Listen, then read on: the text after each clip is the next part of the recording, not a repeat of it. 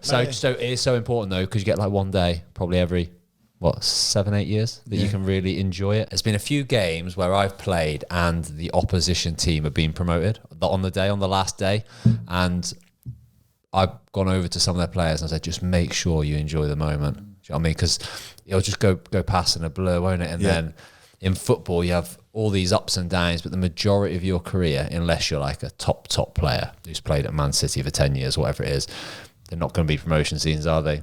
Usually looking over your shoulder the other way. So it is so important though, because you get like one day, probably every 7-8 years that you can really enjoy it. From our perspective, it's such a big, incredible achievement, and like all credit to the players.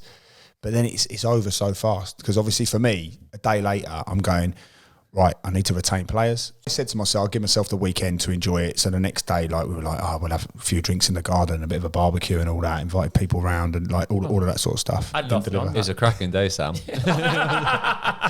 should have come, mate. Yeah.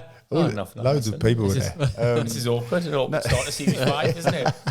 But we Forward episode 2 with just Gavin and Dave. Yeah. But the problem was, obviously, the next day I'm trying to chill out, and I'm like, obviously, it's like euphoria, isn't it? Like you've got this unbelievable feeling, and all the stress is gone. Your body. And then, obviously about 8 o'clock, my notepad's out, and I start jotting things down and start going. Like you want to enjoy the moment, like you say, but you're already going, right, okay, there's another massive test ahead now.